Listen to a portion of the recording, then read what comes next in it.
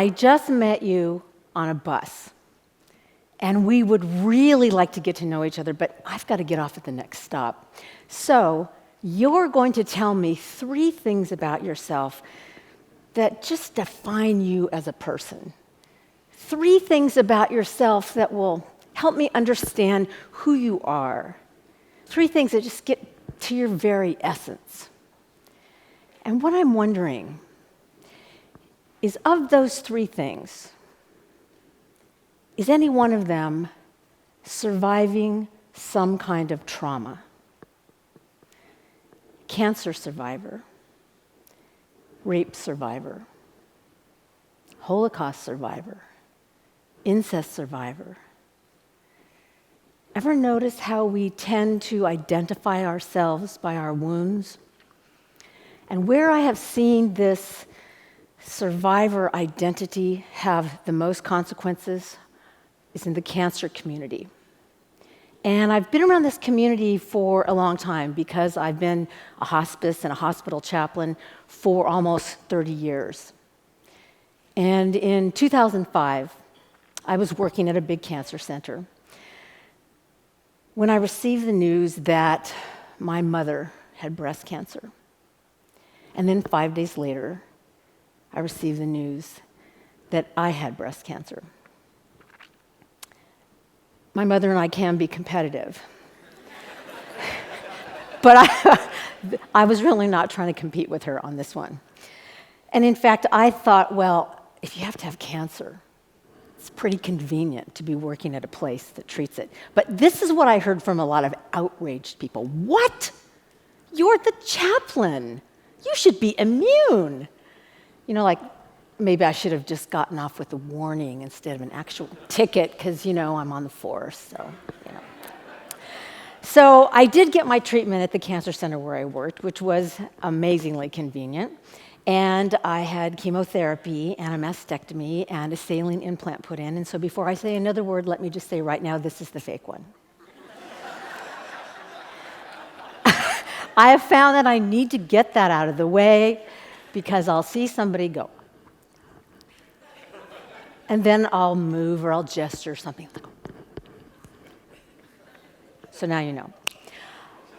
I learned a lot being a patient, and one of the surprising things was that only a small part of the cancer experience is about medicine. Most of it is about feelings and faith and losing and finding your identity and discovering strength and flexibility you never even knew you had. It's about realizing that the most important things in life are not things at all, but relationships. And it's about laughing in the face of uncertainty and learning that the way to get out of almost anything is to say, I have cancer. So the other thing I learned was that I don't have to take on cancer survivor as my identity, but boy, are there powerful forces pushing me to do just that. Now, don't please misunderstand me. Cancer organizations and the drive for early screening and cancer awareness and cancer research have normalized cancer. And this is a wonderful thing. We can now talk about cancer without whispering. We can talk about cancer and we can support one another. But sometimes it feels like people go a little overboard and they start telling us how we're going to feel. So about a week after my surgery, we had a house guest. That was probably our first mistake. And keep in mind that at this point in my life, I had been a chaplain for over 20 years, and issues like dying and death and the meaning of life, these are all things that I'd been yakking about forever. So at dinner that night, our house guest proceeds to stretch his arms up over his head and say, Deb, now you're really going to learn what's important. Yes, you are going to make some big changes in your life, and now you're going to start thinking about your death. Yep, this cancer is your wake-up call. Now, these are golden words coming from someone who is speaking about their own experience. But when someone is telling you how you are going to feel, it's instant crap. The only reason I did not kill him with my bare hands is because I could not lift my right arm. But I did say a really bad word to him, followed by a regular word, that made my husband say, "She's on narcotics." And then after my treatment, it just felt like everyone was telling me what my experience was going to mean. Oh, this means you're going to be doing the walk. Oh, this means you're coming to the luncheon. This means you're going to be wearing the pink ribbon and the pink t-shirt and the headband and the earrings and the bracelet and the panties. Panties. No, seriously, Google it. How is that raising awareness? Only my husband should be seeing my panties. He's pretty aware of cancer already. It was at that point where I felt like, oh my God, this is just taking over my life. And that's when I told myself, claim your experience. Don't let it claim you. We all know that the way to cope with trauma, with loss, with any life-changing experience is to find meaning. But here's the thing. No one can tell us what our experience means. We have to decide what it means. And it doesn't have to be some gigantic extroverted meaning. You know, we don't all have to start a foundation or an organization or write a book or make a documentary.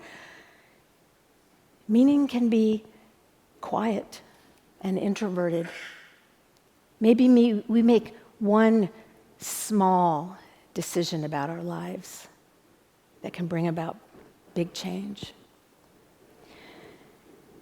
Many years ago, I had a patient, just a wonderful young man who was loved by the staff. And so it was something of a shock to us to realize that he had no friends. He lived by himself. He would come in for chemotherapy by himself. He'd receive his treatment, and then he'd walk home alone. And I even asked him, I said, "Hey, how come you never bring a friend with you?" And he said, "I don't really have any friends." But he had tons of friends on the infusion floor. We all loved him, and people were going in and out of his room all the time. So at his last chemo, you know, we sang him the song, and we put the crown on his head, and we blew the bubbles. And then I asked him, I said, "So, what are you going to do now?" And he answered, "Make friends." And he did. He started volunteering, and he made friends there.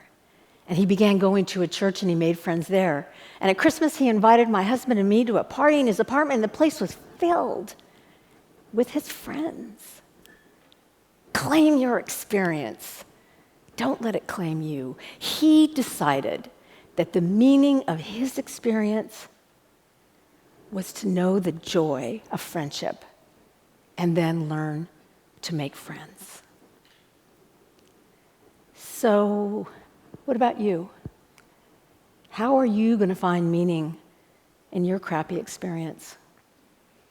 It could be a recent one, or it could be one that you've been carrying around for a really long time. It's never too late to change what it means, because meaning is dynamic. What it means today may not be what it means a year from now or 10 years from now. It's never too late to become someone other than simply a survivor. Hear how static that word sounds? Survivor. No movement, no growth. Claim your experience. Don't let it claim you, because if you do, I believe you will become trapped, you will not grow, you will not evolve. But of course, sometimes it's not outside pressures that cause us to take on that identity of survivor. Sometimes we just like the perks. Sometimes there's a payoff. but then we get stuck. Now, one of the first things I learned as a chaplain intern was the 3 C's of the chaplain's job: comfort, clarify, and when necessary, confront or challenge. Now, we all pretty much love the comforting and the clarifying.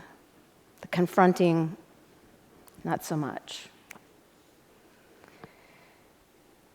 One of the other things that I loved about being a chaplain was seeing patients a year or even several years after their treatment, because, it was just really cool to see how they had changed and how their lives had evolved and what had happened to them. So I was thrilled one day to get a page down into the lobby of the clinic from a patient who I had seen the year before, and she was there with her 2 adult daughters, who I also knew, for her 1-year follow-up exam. So I got down into the lobby, and they were ecstatic because she had just gotten all of her test results back, and she was NED, no evidence of disease, which I used to think meant not entirely dead. So they were ecstatic. We sat down to visit, and it was so weird because within 2 minutes, she started retelling me the story of her diagnosis and her surgery and her chemo, even though as her chaplain, I saw her every week, and so I knew the story. And she was using words like suffering, agony, struggle. And she ended her story with, "I felt crucified." And at that point, her 2 daughters got up and said, "We're going to go get coffee." And they left. "Tell me 3 things about yourself before the next stop." People were leaving the bus before she even got to number 2 or number 3. So I handed her a tissue, and I gave her a hug. And then, because I really cared for this woman, I said, "Get down off your cross." And she said, "What?" And I repeated, "Get down off your cross." And to her credit, she could talk about her reasons for embracing and then clinging to this identity. It got her a lot of attention. People were taking care of her for a change. But now it was having the opposite effect. It was pushing people away. People kept leaving to get coffee. She felt crucified by her experience, but she didn't want to let that crucified self die. Now, perhaps you are thinking I was a little harsh with her. So I must tell you that I was speaking out of my own experience. Many, many years before, I had been fired from a job that I loved, and I would not stop talking about my innocence and the injustice and the betrayal and the deceit until finally, just like this woman, people were walking away from me. Until I finally realized I wasn't just processing my feelings, I was feeding them. I didn't want to let that crucified self die. But we all know that with any resurrection story, you have to die first. The Christian story, Jesus was dead a whole day in the tomb before he was resurrected. And I believe that for us, being in the tomb means doing our own deep inner work around our wounds and allowing ourselves to be healed. We have to let that crucified self die so that a new self, a truer self, is born. We have to let that old story go so that a new story, a truer story, can be told. Claim your experience. Don't let it claim you. What if there were no survivors? Meaning, What if people decided to just claim their trauma as an experience instead of taking it on as an identity?